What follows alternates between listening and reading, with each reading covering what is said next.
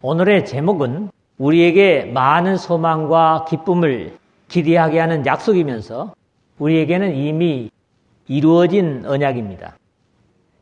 지난 시간에 이 16장의 첫 부분에서 성령과 세상의 관계를 말씀하셨고 오늘 앞부분에서도 역시 그 말씀에 연결되고 있습니다. 여전히 예수 그리스도께서 하나님께로 가셨다가 다시 오시겠다는 말씀을 이해하지 못하는 제자들에게 성령께서 저들에게 오셔야만 이해가 가능할 것이고 그 성령의 약속은 반드시 주님께서 가셔야 한다는 말씀이 제자들에게 주어지고 있습니다. 그렇지만 그 성령의 가르치심은 전혀 새로운 것이 아니라 예수 그리스도께서 아버지께 받아 말씀하신 그것을 역시 가르치실 것이고 제자들을 모든 진리 가운데로 인도하실 것이라는 약속도 확인했습니다. 다만 제자들과 세상을 다루시는 성령의 역할이 완전히 다른 것은 예수 그리스도를 대신해서 주의 말씀을 증거해야 할 제자들에게 성령께서는 예수 그리스도를 증거하고 진리 가운데로 인도하실 뿐만 아니라 평안을 주실 것이라고 약속을 하셨습니다.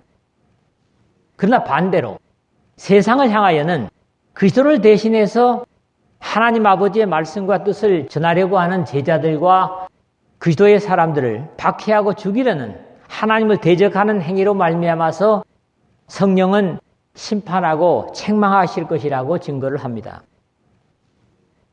첫 번째는 8절에서 11절까지의 말씀입니다.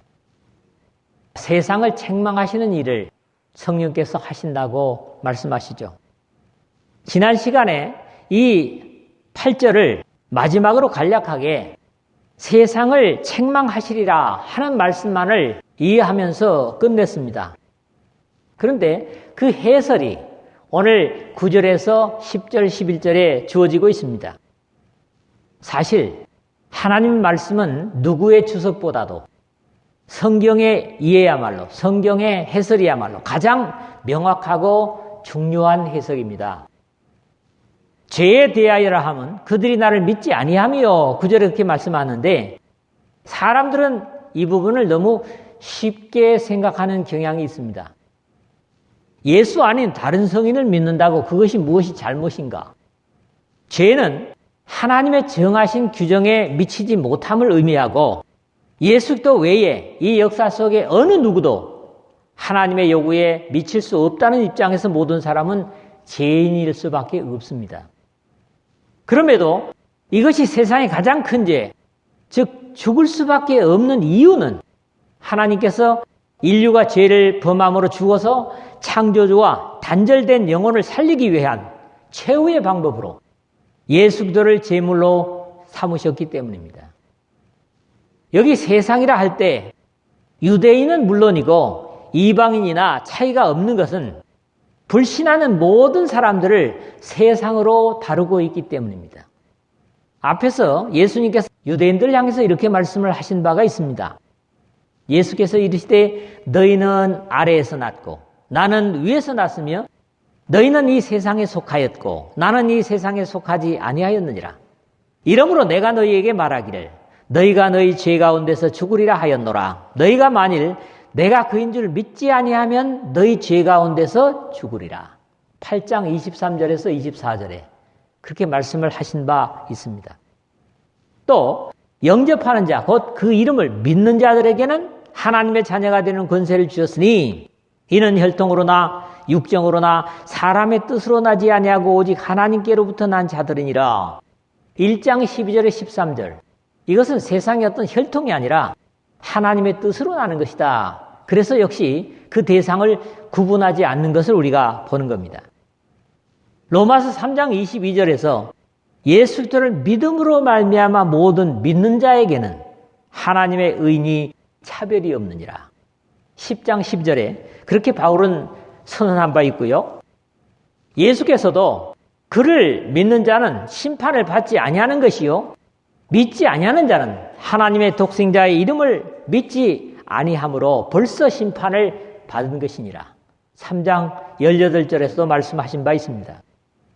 이렇게 믿음이 생명과 멸망의 기준이 될 정도로 중요하고 아직 어둠에 있는 세상을 일깨우기 위해서 성령께서 감동해서 믿게 하시는 것을 보는데 고린도전서 12장 3절에 또 성령으로 아니하고는 누구든지 예수를 주시라 할 수 없느니라 설명해 주고 있습니다. 성령의 감동 없이 예수님을 주님이라고 고백할 수 있는 사람은 없다. 이런 말씀이죠. 이 제목의 두 번째는 의에 대하여 책망하시리라 하신 10절의 말씀으로 의에 대하여라 하면 내가 아버지께로 가니 너희가 다시 나를 보지 못하며 하신 겁니다. 이것은 세상의 상대적인 의, 상대적인 옳음이 아니라 창조주 하나님께서 의롭다고 선언하시는 그런 것으로 앞에 죄의 반대로 내가 아버지께로 가니 라고 말씀하심으로써 예수 그리스도의 십자가의 구속을 통하여 이루어질 것을 증거하십니다. 단순히 말해서 하나님이 마련하신 의, 즉 예수 그리스도를 받아들이지 않는 이유에서 책망받을 수밖에 없는 것입니다. 앞에 우리가 죄, 하마르티아라고 그런다죠. 죄가 기대에 미치지 못하는, 즉 관역을 맞추지 못한 것이기 때문에 하나님께서 표적을 맞출 수 있는 예수 그리스도를 보내시고 그의 구속을 받아들이기만 하는 사람이면 그 사람 자신이 아니라 거듭난 사람 속에 함께 하시는 성령께서 사람 스스로 세워놓은 의의 기준의 불완전함을 세상으로 드러내시고 예수 그리스도와 같이 하나님의 기준에 이를 수 있게 해주시는 것입니다. 사람의 노력이 아니라 하나님의 말씀을 순종하는 사람들 속에 와 계신 성령이 그렇게 해주실 것이라는 거지요. 그럼에도 역시 세상은 이 마지막 방법을 거절한다면 남는 것은 책망밖에 없습니다. 지난주에 엘렌코라는 말을 드렸죠. 이 제목에서 세 번째는 심판에 대하여라 함은 이 세상 임금의 심판을 받았습니다. 11절에 이렇게 말씀을 합니다. 사도 요한은 그의 서신에서 죄를 짓는 자는 마귀에게 속하나니 마귀는 처음부터 범죄함이니라. 하나님의 아들이 나타나신 것은 마귀의 일을 멸하려 하심이니라. 요한일서 3장 8절에 하나님으로서 죄의 주체가 마귀이며 에덴에서부터 범죄하였다고 그렇게 증거를 합니다. 히브리서 기자도 자녀들은 혈과 육에 속하였음에 그도 또한 같은 모양으로 혈과 육을 함께 지니심은 죽음을 통하여 죽음의 세력을 잡은 자, 곧 마귀를 멸하시며 2장 14절에 라고 해서 예수 그리스도께서 십자가의 구속을 이루신 목적이 바로 공중의 권세 잡은 자라거나 또는 이 어둠의 세상 주관자들이라는 별명을 가진 이 세상 임금을 멸하시기 위해서였음을 확인하고 있습니다. 그럼에도 이러한 사람을 굴복시키고 종노릇하게 만들었던 이 세상 임금의 심판이 바로 예수 그리스도의 희생에 의해서 이루어질 것은 주님께서도 이미 말씀하신 바 있습니다. 이제 이 세상에 대한 심판이 이르렀으니 이 세상의 임금이 쫓겨나리라. 12장 31절에서도 주님께서 말씀하셨습니다. 그러므로 예수 그리스도의 십자가에 고통당하시고 죽으심의 구속은 마귀 사탄이 심판을 받아서 더 이상 자신들의 원하는 대로 사람들을 노략질할 수 없게 만드신 엄청난 죄의 흐름의 역사의 견역이라고 그렇게 말씀드릴 수 있겠습니다. 성령께서는 이렇게 세 가지를 드러내고 책망하시기 위해서도 구속의 은혜를 통해서 이 역사에 오셔서 죄에 대하여, 의에 대하여, 심판에 대하여 세상을 책망하시리라 그렇게 선언을 하고 있습니다. 바울은 이 역사의 변화를 선포하기를 한 사람의 범죄로 말미암아 사망이 그 한 사람을 통하여 왕노릇하였은즉 더욱 은혜와 의의 선물을 넘치게 받은 자들은 한 분 예수 그리스도를 통하여 생명 안에서 왕노릇하리로다. 로마서 5장 17절에 주님의 희생을 찬양하고 있습니다. 이 역사를 뒤집어 놓으신 주님의 십자가를 찬양하는 거지요. 조금 뒤에서는 율법의 육신으로 말미암아 연약하여 할 수 없는 그것을 하나님은 하시나니 로마서 8장 3절에 육신을 쫓았던 사람들이 영적으로 변화될 때에 놀라운 변화를 감격하고 고백하고 있습니다. 두 번째로는 오늘 12절, 13절 두 절의 말씀입니다. 성령은 모든 진리 가운데로 하나님의 백성들을 인도해 주신다는 겁니다. 얼마나 감사한 일입니까? 여기서부터는 다시 성령과 제자들의 관계를 말씀하십니다. 앞에서는 세상의 관계를 얘기했다면요. 비록 주님께서 제자들에게 성심을 다해서 장래일을 설명해 주고 계시지만 아직은 육신의 기준 그대로인 제자들은 예수님의 가르치심을 감당하지 못하고 있는 것조차 주님께서 아시고 인정하시고, 그럼에도 약속으로 오실 성령께서 저들에게 임하실 때 비로소 이 모든 가르침을 바로 이해하게 될 것임을 말씀하십니다. 지금도 이 원리는 다르지 않다고 믿습니다. 아무리 신령하고 영적인 진리를 수없이 가르친다고 해도 세상의 마음과 기준을 가지고 그대로 듣고 있다면 예수님 당시의 제자들과 다름이 없을 겁니다. 내가 아직도 너희에게 이를 것이 많으나 지금은 너희가 감당하지 못하리라 12절에 그랬는데요. 앞에서 이미 죄에 대하여, 의에 대하여, 심판에 대하여 성령께서 오셔서 세상을 책망하실 것이라는 말씀도 제자들에게 온전히 아마 소화가 되지 않았을 겁니다. 주님께서 인류의 구원을 위해 십자가를 지실 일을 앞두고 되어질 일을 설명하고 그것만이 다가 아닐 것이지만 그것을 듣고 수용할 수 있는 준비가 되어 있지 않은 제자들에게 말씀을 하시면서도 여전히 내가 이렇게 아무리 얘기해도 너희들이 이해하지 못하겠지만은 뒤에 오실 성령을 의지하라는 그런 당부를 계속 주고 계십니다. 내가 아직도 너희에게 이를 것이 많으나 지금은 너희가 감당하지 못하리라. 이 말씀 속에는 주님의 두 가지의 안타까움을 담고 있습니다. 그 첫째는 내가 아직도 너희에게 이를 것이 많으나 일러주고 가야 될 게 많다. 이 말씀이거든요.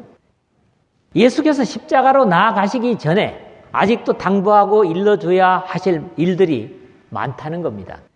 그럼에도 불구하고 안타까우신 것은 주님뿐이셨고 지금은 너희가 감당하지 못하리라 하신 것인데, 그럼에도 여기에도 소망이 담겨 있는 것은 다만 지금이라는 단서입니다. 이 말씀은 지금 소화하지 못할지라도 시간이 되면 반드시 감당하고 이해하게 될 것이다. 이런 확신이 담겨 있는 내용이죠. 모든 것을 장성한 사람이라야 가능한, 듣는 것도 그렇고 들어올리는 것도 그렇고 일도 그렇죠. 그런 의미를 말씀하고 계시는 겁니다. 그런데 당시의 제자들은 영적으로는 이해하는 것이 어린아이와 같은, 바울 사도의 표현을 빌리자면 내가 어렸을 때에 말하는 것이 어린아이와 같고 깨닫는 것이 어린아이와 같고 생각하는 것이 어린아이와 같다 하는 고린도전서 13장 11절의 형편임을 주님께서 인정을 하십니다. 그러므로 성령의 사람이 되지 않은 아무리 오래된 신앙의 사람도 어린아이입니다. 이런 원리를 우리가 이해를 해야 되는 거죠. 사실 이것만으로 그렇기 때문에 절망할 필요는 없습니다. 우리 각자의 믿음과 신앙의 문제가 지금은 감당이 안 되고 장래의 어떤 계기를 통해서든 감당만 된다면 기대해 볼 만하고 소망을 가질 수 있는 것이죠. 주님께서 제자들에게 계속 가르쳐도 지금은 비록 이해되지 못하고 오해하는 그들일지라도 자신이 구속의 역사를 이루시고 하나님 아버지 곁으로 올라가신 후에 오실 보혜사 성령께서 저들을 움직일 때 저들이 감당되리라는 확신을 제자들에게 주고 계시기 때문입니다. 그러나 진리의 성령이 오시면 그가 너희를 모든 진리 가운데로 인도하시니 그가 스스로 말하지 않고 오직 들은 것을 말하며 장래일을 너희에게 알리시리라 13절에 그랬는데 바로 성령의 인격을 표현하고 계십니다. 가르치고 또 인도한다고 하는 것 보니까 성령의 역사거든요. 신앙에 있어서는 사람 스스로가 감당할 수 있는 것은 거의 없습니다. 믿음 생활은 그래요. 성령의 인도 없이는 영적인 어떤 것도 정확하게 깨달아지지 않습니다. 어떤 것도 바르게 하나님의 일을 감당할 수 없습니다.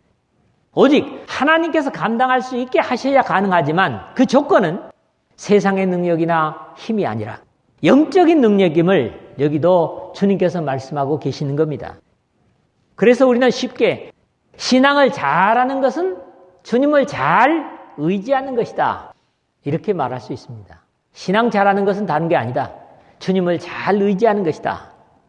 앞에서 내가 아직도 너에게 이를 것이 많으나 지금은 너희가 감당하지 못하리라 부정하셨지만 여기서는 그러나 하셨는데 그러함에도 불구하고 서두를 시작하십니다.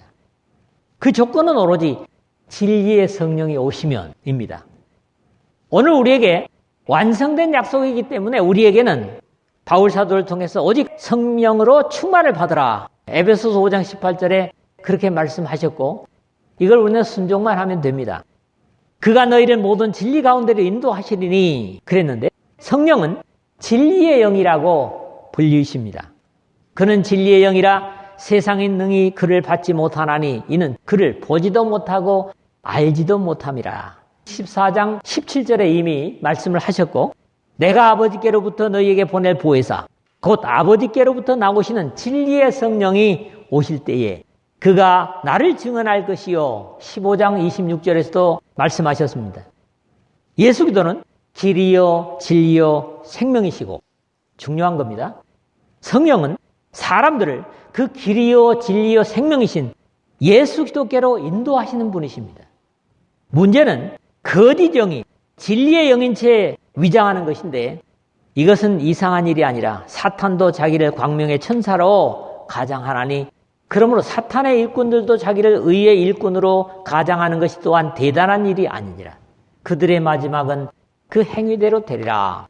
고린도후서 11장 14절 15절에 바울 사도의 자신의 사도권에 대한 변호를 하면서 이런 말씀을 하고 있습니다.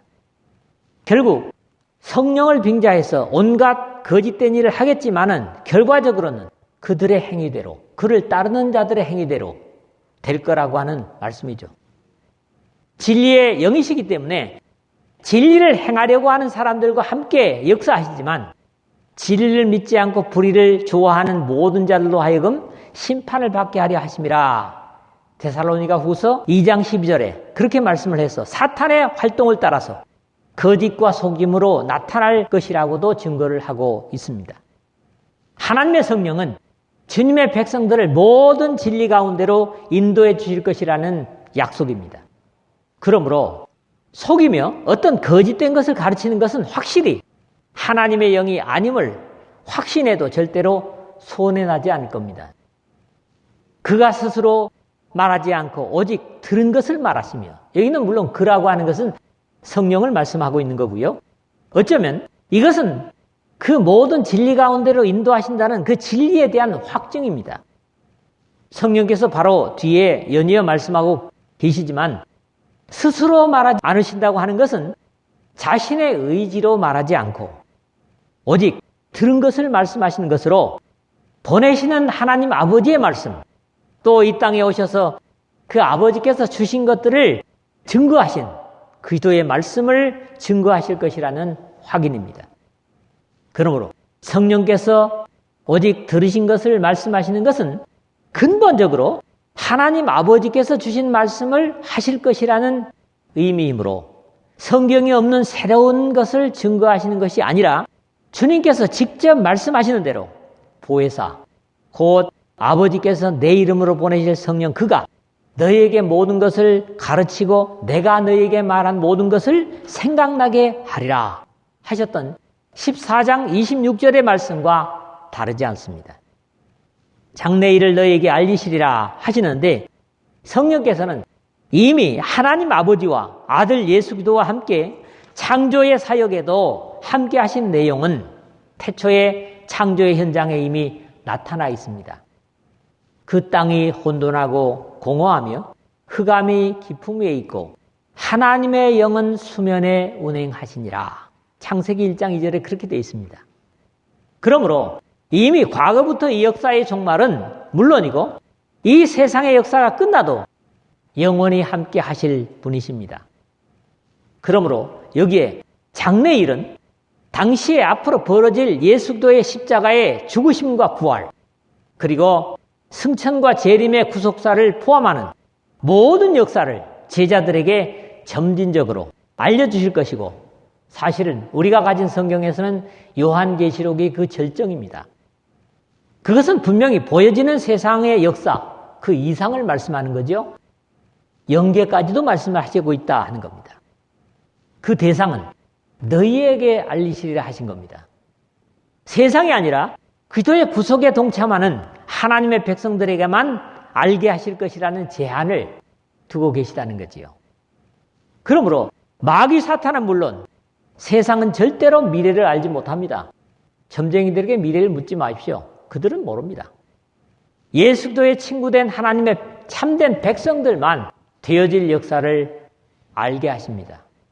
우리의 의지나 배움을 통해서가 아니라 성령과 말씀을 통해서 믿으시기를 주님의 이름으로 부탁을 드립니다. 세 번째로는 14절, 15절입니다. 성령께서 다른 것을, 앞에도 말씀을 이미 드렸습니다만 새로운 것을 알리시는 것이 아닙니다. 앞의 말씀에 바로 연결되는 내용으로 역시 보혜사 성령의 사역을 계속 증거하십니다.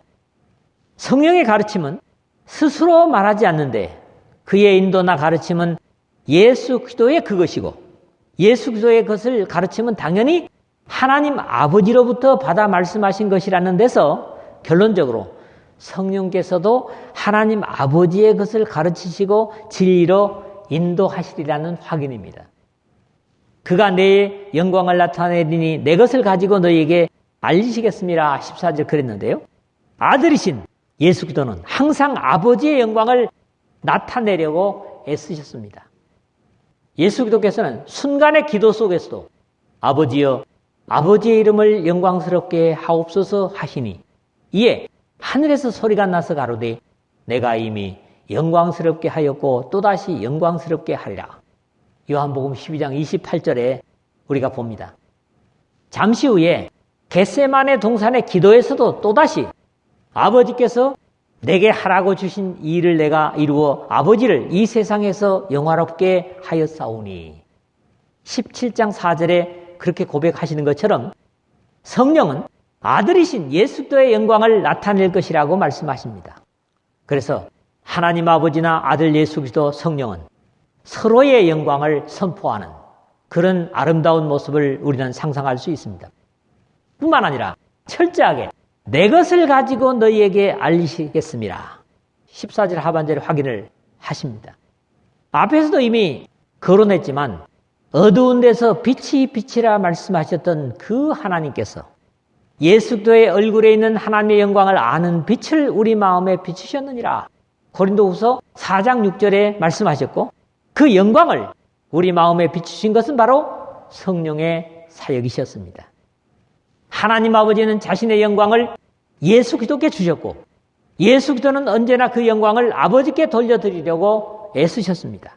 성령께서는 그 예수 그리스도의 영광과 순종의 사역을 믿음의 사람들에게 드러내십니다. 그러므로 예수 그리스도를 믿고 따르는 사람들은 당연히 하나님의 영광을 되돌려 드리려고 하는 것은 성령께서 기뻐하시는 것이요 또 성령께서 함께 하시는 일입니다. 무릇 아버지께 있는 것은 다 내 것이라. 그러므로 내가 말하기를 그가 내 것을 가지고 너에게 알리시리라 하였노라. 15절에 그랬습니다. 꽃 같은 고백이 다음 장의 기도에서도 그대로 나오고 있죠. 17장 10절 상반절을 보니까 내 것은 아버지의 것이요 아버지의 것은 내 것이온데, 이것은 그러나 뭐 어떤 것을 가졌다는 소유의 개념이라기보다는 예수 그리스도의 가르침과 사역을 말씀하시는 것으로 이해하는 것이 옳을 겁니다. 아버지께서 아들을 사랑하사 자기가 행하시는 것을 다 아들에게 보이시고 또 그보다 더 큰 일을 보이사 너희로 놀랍게 여기게 하시리라.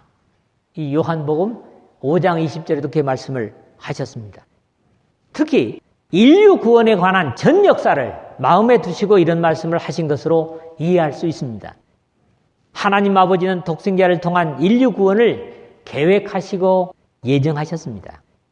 곧 창세전에 그리스도 안에서 우리를 택하사 우리로 사랑 안에서 그 앞에서 거룩하고 흠이 없게 하시려고 그 기쁘신 뜻대로 우리를 예정하사 예수 그리스도로 말미암아 자기의 아들들이 되게 하셨으니. 에베소서 1장 4절 5절이죠. 여기서 두 번씩이나 반복하는 건 뭡니까? 우리라는 겁니다. 우리. 즉 교회를 얘기하는 겁니다. 그리고 예수 그리스도께서는 이 땅에 육신을 입고 오셔서 하나님 아버지의 그 계획과 예정을 몸소 감당하셨습니다. 우리가 그의 피로 말미암아 의로부다 하심을 받았으니 로마서 5장 9절에 그리고 같은 에베소서 1장 7절에도 그 피의 효력으로 우리를 구속하셨다고 하는 말씀을 하시고요. 우리를 사랑하사 그의 피로 우리 죄에서 우리를 해방하시고 역시 요한계시록에 들어가면서 1장 5절에 말씀들이 다 이것을 증거하고 있는 겁니다. 이렇게 이 땅에 오신 예수 그리스도의 모든 역사는 바로 하나님 아버지의 것이었고 그가 내 것을 가지고 너희에게 알리시리라 하였노라 하신 것처럼 성령께서 이 역사의 완성 후에 이 구속의 역사의 완성 후에 제자들과 모든 믿는 자들에게 알게 하실 것을 말씀하고 계시는 겁니다. 말씀을 맺겠습니다. 우리는 모두가 믿는 사람들이죠. 그럼에도 성경은 형제들아 너희는 삼가하고 너희 중에 누가 믿지 아니하는 악한 마음을 품고 살아계신 하나님에게서 떨어질까 조심할 것이요. 히브리서 3장 12절에 그렇게 경계를 줍니다. 또 우리 모두는 예수 그리스도의 희생을 의지하여 사는 사람들입니다. 이러한 약속을 귀하게 받들고 산다면 심판에 관한 책망도 해당되지 않는 사람들입니다. 다만 주님께서 당시의 제자들에게 내가 아직도 너희에게 이를 것이 많으나 지금은 너희가 감당하지 못하리라 하셨던 우려가 구속의 역사가 완성되고 성령께서 오셔서 우리와 임마누엘을 사시는 삶에서 있어서는 안 될 겁니다. 행여라도 아직 이 구원의 진리가 감당되지 않는다면 성령을 의지해서 깊은 진리 가운데로 인도함을 받아야만 할 것입니다.